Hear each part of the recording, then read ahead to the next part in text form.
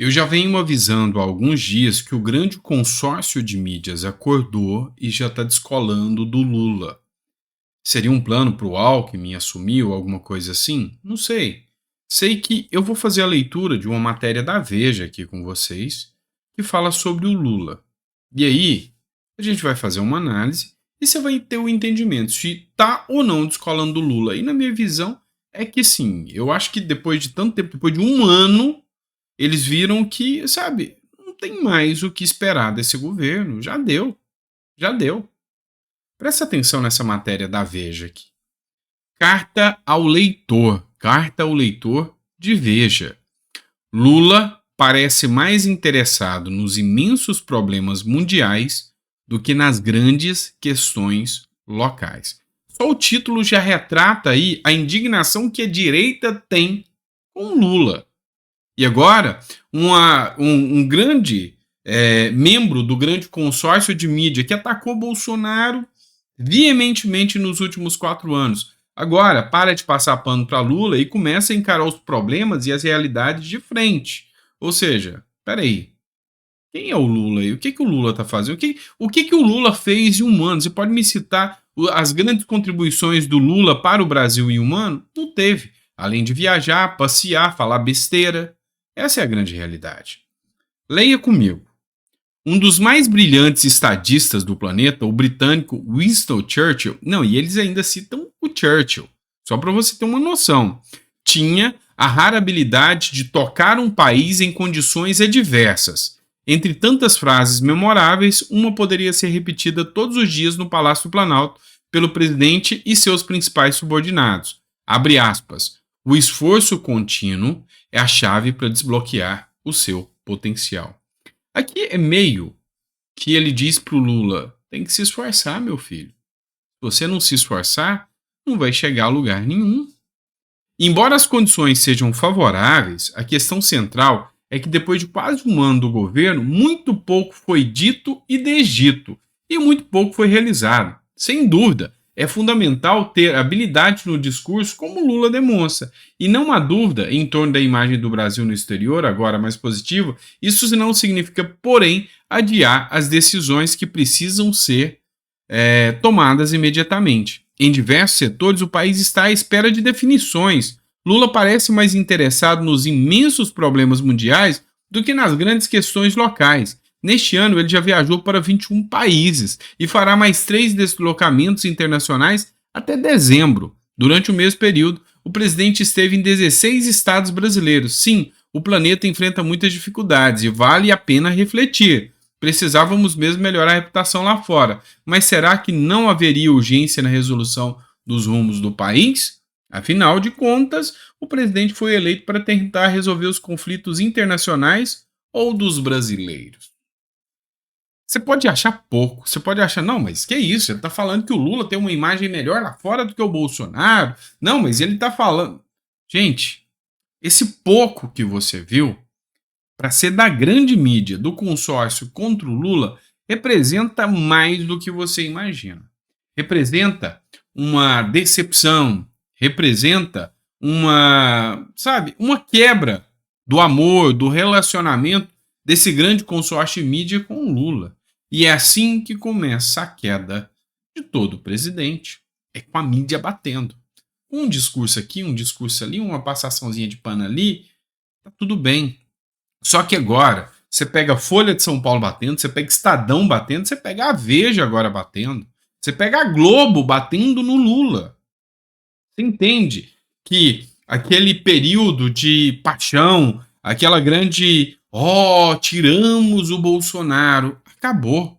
Agora o pessoal tá cobrando, tá, beleza, tiramos o Bolsonaro, mas pra quê? Pra piorar? Então, sim, eu ainda tenho uma visão de que a grande mídia tá, sim, acordando, tardiamente, mas tá começando a acordar em relação a Lula.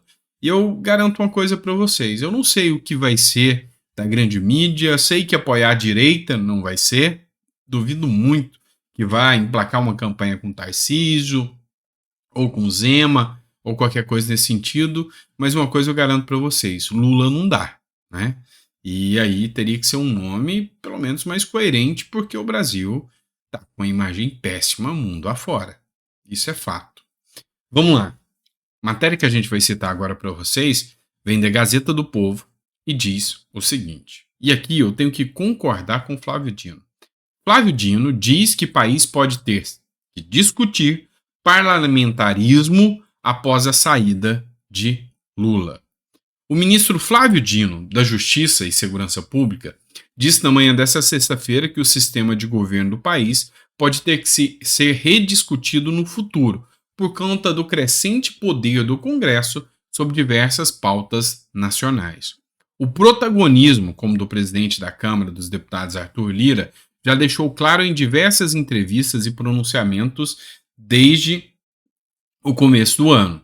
Dino, que foi eleito senador pelo Maranhão no ano passado, mas está licenciado para ocupar o cargo da esplanada dos ministérios, reconhece que o Congresso vem ganhando mais poderes em relação ao presidencialismo, o que ele chamou de parlamentarização da política, e diz que este debate já tem data marcada para ser analisado pelos brasileiros, após 2030, o que confirma a intenção de que o presidente Luiz Inácio Lula da Silva discute a reeleição para 2026. Então, primeiro ponto, Lula vai querer se reeleger.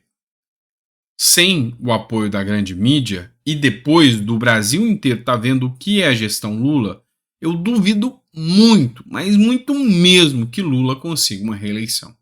Mas eu duvido muito, veementemente, que Lula consiga uma reeleição. Já vou te dizendo que eu duvido até que o Lula fique até o final do cargo, tá?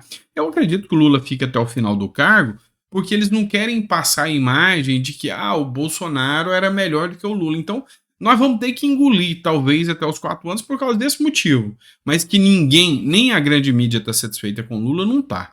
E o que o Dino falou é verdade. Realmente há uma grande projeção de poderes da Câmara dos Deputados e do Senado. E aí o parlamentarismo é uma opção? É uma opção.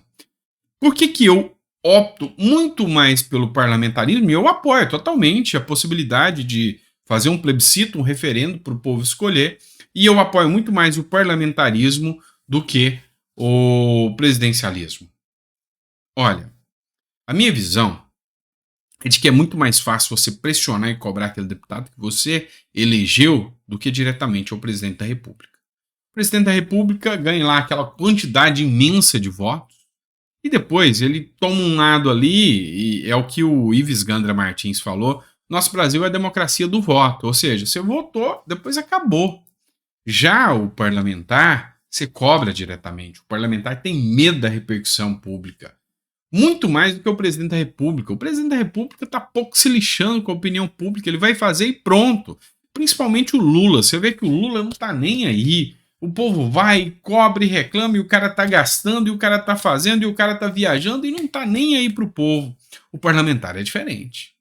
Começa a fazer uma campanha de pressão. Vou te dar um exemplo. O Boulos recebeu uma pressão, foi lá e falou, não, porque eu não sou a favor do Hamas. Tem que mudar a postura. Então é muito mais fácil você cobrar dos parlamentares do que diretamente do presidente. E quando você cobra os parlamentares em um regime parlamentarista que tem ali uma espécie de um primeiro-ministro, um cara que representa o parlamento, os parlamentares cobram desse primeiro-ministro ou desse representante, não sei o sistema que tem-se em mente a partir do Congresso, o próprio Lira defende isso, o próprio STF também defende essa questão. Eu acho que é favorável, pelo menos eu tenho essa visão. E eu queria que você deixasse seu comentário. Acho que é um assunto que a gente tem que debater. Eu acho que o parlamentarismo é sim uma possibilidade melhor da gente poder estar cobrando, discutindo direto dos parlamentares. Eu particularmente, gosto muito mais da atuação de alguns parlamentares do que do presidente da República. Então, eu acho que escolher o parlamentarismo é dar mais poder ao Congresso. Eu acho que, efetivamente, tem mais representatividade popular do que o presidente da República, né? Tem uma fala do Olavo de Carvalho que ele falava o seguinte, olha, entenda o seguinte, o presidente da República é só a cereja do bolo. Então teve muita gente que elegeu o Bolsonaro e contou que o Bolsonaro ia fazer as mudanças, que ia mudar o sistema. Só que tem muito mais. Para fazer um bolo, você tem ovos, você tem farinha, você tem um glacê, você tem o açúcar, você tem a manteiga, você tem um monte de coisa que você usa para fazer o bolo. E a esquerda tem todos esses ingredientes. ela tem as universidades, elas têm os professores nas escolas, alguns que militam sim, ela tem grande parte da imprensa, quase toda a imprensa do lado dela, ela tem organizações internacionais, a ONU, por exemplo, ela tem uma teia gigantesca de relações com outros países, com ditaduras, com organizações criminosas. Então a esquerda ela veio costurando ali uma sistemática por anos e anos. E aí você vem e muda o presidente da República. Mudando o presidente da República, você consegue mudar o sistema? A resposta é não. Da mesma forma, mudando a cereja do bolo, você muda o sabor do bolo? A resposta é não. Então, dando mais poder ao Congresso, sem ele precisar depender de emendas e favores. Porque o que aconteceu? E o que eu vislumbro hoje? Aconteceu o seguinte: o Lula só está conseguindo controlar o sistema através das emendas, é comprando deputado. E se os recursos de deputados já não vêm mais do presidente da República, já não vem essa troca de favores e dá uma independência aos deputados sem ter essa troca de dinheiro, esse toma lá da cá, eu acredito que a coisa flui mais. Então é por isso que eu aposto no parlamentarismo. Qual que é o seu ponto de vista? Coloca no comentário aí, tá? Vamos lá. Fernando Holliday, né, o feriado, fez uma publicação aqui que eu achei interessante. Rombo de 93 bilhões em 10 meses. Sem pandemia, sem guerra, ou seja, a guerra começou agora, Lula quebrou o Brasil. Enfim, e aí ele cita uma matéria publicada do Correio Brasiliense que diz: Brasil é o terceiro mais endividado do mundo, ao lado da Ucrânia, diz o FMI. E aí é oficial, Lula quebrou o Brasil, é o que posta aqui o Fernando Holliday. Mas enfim, voltando à realidade aqui, por que é preocupante demais? Porque nós temos um fator, o fator credibilidade de investidores. Um país quebrado não é um país propenso a ter investimentos. E a partir do momento que eu tenho um país que tem insegurança jurídica, tem pouco investimento, tem poucos investidores, eu tenho um custo do dinheiro muito mais caro, eu tenho um juro muito mais alto, eu tenho riscos muito maiores e a chance de escorregar para o lado de uma ditadura é muito maior do que se manter na democracia. Isso faz com que o custo Brasil seja muito mais caro. Isso faz com que o mais pobre se lasque. E o grosso de setembro continua para outubro, para novembro, para dezembro e para os 4 anos que a gestão que gasta desenfreadamente, que é a gestão Lula e Haddad, estiverem no poder. Aí, meu amigo, depois disso, depois de 4 anos com um rombo total, não há, sabe, mágico de Oz que consiga colocar o Brasil nos eixos novamente. Então, a coisa tá feia. Tem até uma música que eu lembro muito, meu pai gosta de escutar. A coisa tá feia, a coisa tá preta, quem não for filho de Deus tá na unha do capeta. Pois é mais ou menos assim, a coisa tá feia, a coisa tá preta, quem continuar gastando do jeito que tá é o povo que vai pro capeta. Esse é o grande problema, e aí a gente tem que abrir os olhos, não dá para ser assim, tá bom? Obrigado, pessoal, obrigado por ter ficado conosco. Segundo vídeo do dia, vídeo do meio-dia, então, nesse domingão, nesse sabadão, perdão, abençoado, que Deus te dê uma mesa farta, repleta de bênçãos, já estou até perdido no tempo, tá? Mas eu acredito que a gente ainda tem a chance de reverter esse quadro, de mudar o sistema um pouquinho, tá bom? Grande abraço, fica com Deus e até o próximo editorial.